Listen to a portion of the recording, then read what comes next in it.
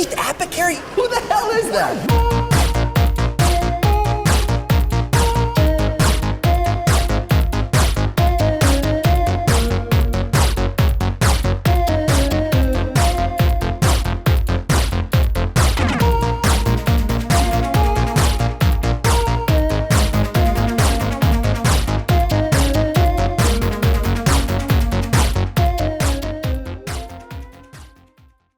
Support WrestleTalk! Give us a subscribe. We've got a new #1 contender for AJ Styles. SAnitY finally debut, and it's the first SmackDown Live in the post-Big Cass era. So leave the memories alone. I am Luke Owen. Vote in the poll above my head to let me know what you thought about this show using this rating system from top to bottom. Smack damn, smacktastic, smack bang in the middle, Ellsworthy, which now thankfully makes sense again, and a smack in the face. This is the 19th of June 2018 edition of SmackDown Live in about 4 minutes. After Paige cut an awkwardly scripted recap of Money in the Bank, Carmella opened the show to cut a babyface promo about believing in your dreams, but then healed it up and told the crowd they're all idiots. This was totally different from Alexa Bliss doing the exact same thing on Raw, or when Carmella did the exact same thing after she won the title, or when Alexa Bliss did the exact same thing after Elimination Chamber. Totally different.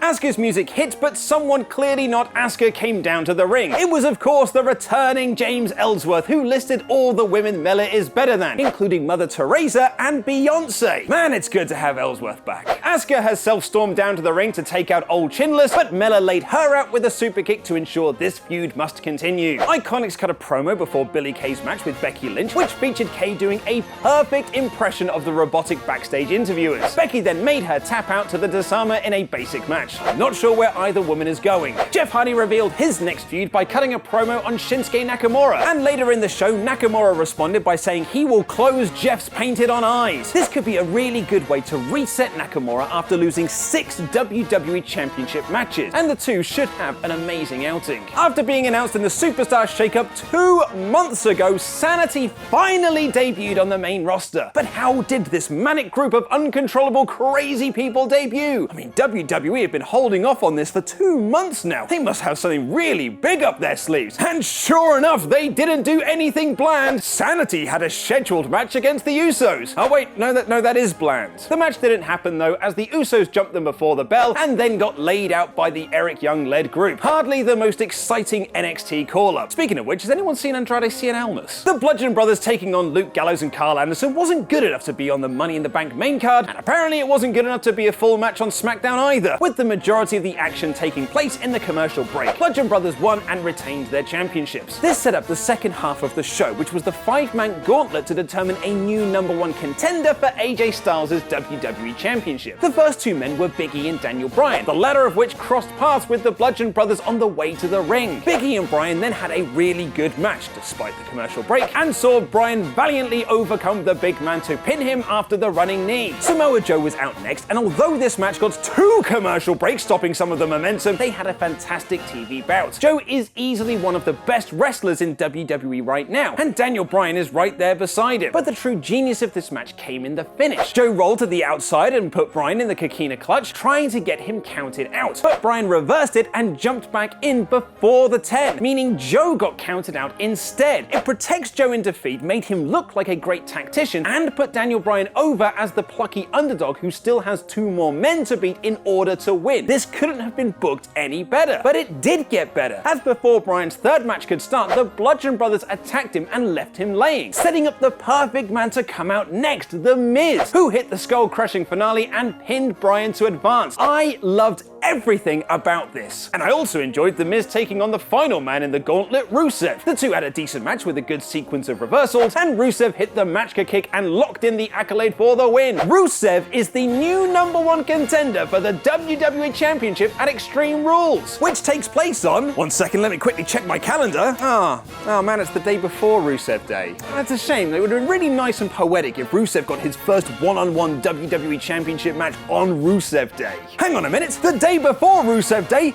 is Rusev Day! Rusev Day! Although the seemingly constant commercial breaks hampered the Gauntlet match quality somewhat, it was perfectly booked and told an excellent story. Every man played their role brilliantly, and it set up some fresh and interesting feuds coming out of it. The rest of the show was so-so, but at least we didn't get a big Cass promo talking about how tall he is. And we never will again. This week's SmackDown Live was smacktastic. Watch Ollie and I review Monday Night Raw with a shock title change. Click the video on screen right now for more awesome wrestling content. I have been Luke Owen, and that was wrestling.